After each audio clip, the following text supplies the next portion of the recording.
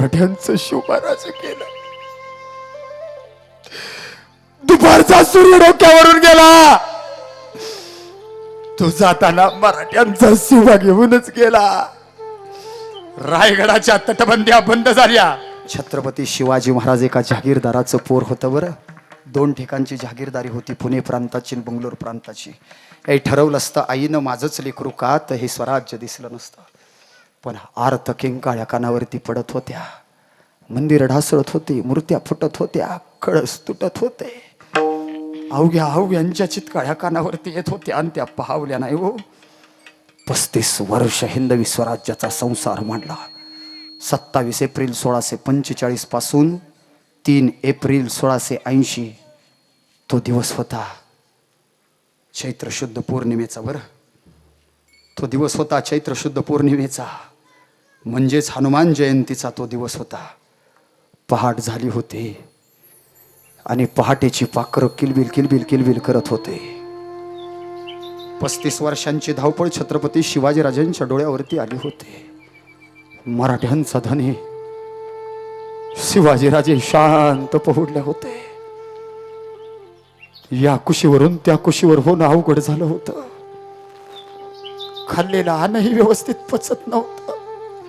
पिलेलं पाणी उलटी वाटे बाहेर यायचं. आणि ज्या महालात शिवाजीराजे पोहोडले होते ना, त्या महालाच्या खिडकीच्या गवाक्षातून शिवाजीराजांच्या डोळ्यासमोर एक मंदिर दिसत होतं. त्याच मंदिराच्या कळसावरचा भगवा वाऱ्याच्या झोतानिशी फड फड फड फड फडकायचा. शिवाजीराजे फडकणाऱ्या ध्वजाकडे पाहायचे आणि मनातल्या मनात बोलायचे, हनुमंतराया बरा डाव साधलास की रे. मला जाणीव आहे जसा तुकोबाला घेण्यासाठी गरुड बनून आलास ना, तसा शिवाजीला घेण्यासाठी आला असणार तू. बोल की रे हनुमंतराया. आणि त्या चैत्र शुद्ध पौर्णिमेचा सूर्य उगवला. तरुण मुली रांगोळी काढण्यात व्यस्त होत्या. तर निबांड पोरं मंदिराला फुलाच्या माळा बांधत होती. भजनी मंडळानं फुलाचा अभंग म्हटला. विमानांची दाटी पुष्पांचा वर्षाव, स्वर्गाहून देव करीता ती. मंदिरावरती फुलांचा वर्षाव झाला. मारुतीराया जन्माला आला. तो मंदिरातल्या लोकांना आशीर्वाद देत बसलाच नाही.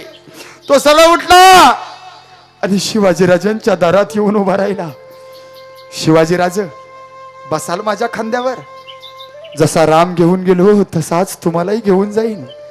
शिवाजीराजे म्हणतात, मारुतीराया का गडबड करतोस रे, थोडा वेळ देशील का. असा धावत जातो. माझ्या पन्हाळ्यावर माझ्या जीवाचा माझ्या काळजाचा तुकडा एकटा पडला रे मारुतीराया. माझ्या शंभूला कुणी नाही, माझ्या संभाजीला कुणी सुद्धा नाही रे. ए मारुतीराया थोडासा वेळ दिलास ना तर माझ्या लेकराची गाठ घेऊन येईल. लेकरू तापल्या डोक्याचं, लेकरू धीरोदत्त, बुद्धिवान, शौर्यवान, लेकराचं दर्शन घेतो र. हे मारुतीराया थांब ना. पण नियतीचा डाव असा आडवा पडला की यमाचा रेडा रस्ता सोडायला तयार नव्हता. राजाने अवघ्यांच्या हातात हात दिला. आम्ही जातो, आमचा काळ झाला. सप्तसिंधू मोकळ्या करा, काशीचा विश्वेश्वर सोडवा, 12 ज्योतिर्लिंग यवनांच्या काळातून मुक्त करा. त्यांच्यावर ताप पेशावर भगव्याचं स्वराज्य आलं पाहिजे. अवघ्या हिंदुस्थानावर नाही, औरंग्याच्या छत्रात भगवा फडकला पाहिजे. गेलं.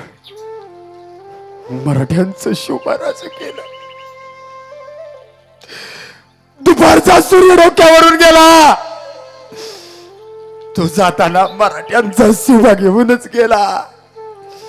रायगडाच्या तटबंद्या बंद झाल्या. दरवाजे बंद झाले. पण ही बातमी थटली नाही. रायगडाच्या तटबंदीच्या चिरेबंदीला फाकवण बातमी बाहेर पडली. गेली गेली गेली दिल्लीच्या दरबारात गेली. त्या औरंग्याचा दरबार भरला होता. औरंग्याच्या दरबारात एकाच एक सरदार उभा होता. आणि या सरदारांच्या मध्ये तो दिलेर खानही उभा होताच. आणि तो दिलेर खान त्या औरंग्याला पाहतो. तो औरंग्या दरबारात आलेला आहे. त्याच्या येण्याने चपल्यांचा कर कर कर आवाज होतोय. आणि त्या औरंग्याच्या येण्याबरोबर अवघ्यांनी मुजरे करायला सुरुवात केली. तो औरंग्या पटपट पटपट चालत येत होता. सारा दरबार खामोश होता. औरंग्याच्या दरबाराचा नियम, औरंग्याच्या दरबारात कुणीही बोलायचं नाही. बोलायचं तेही औरंग्याची परमिशन घेऊनच, तोंडाला रुमाल बांधून मान खाली घालून. औरंग्याच्या दरबारात कुणी बोलायचं नाही. आणि तो औरंगी आल्याबरोबर आरोळी धडली.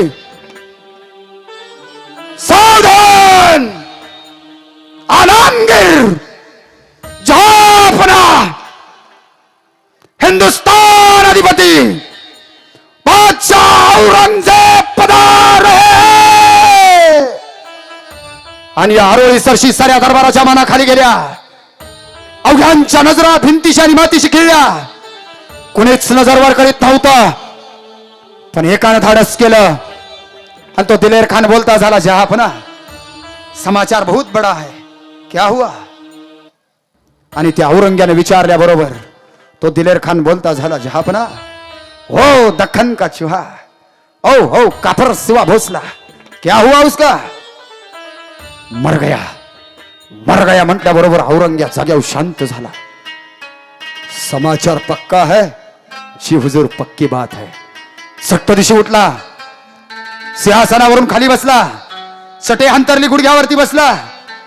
त्यानं नमाज पाडली आणि तो बोलतो, ए परवरदिगार, इंशाअल्लाह माशाअल्लाह है भगवान, तेरे दरबार के दरवाजे खुलकर शेर आ रहा है.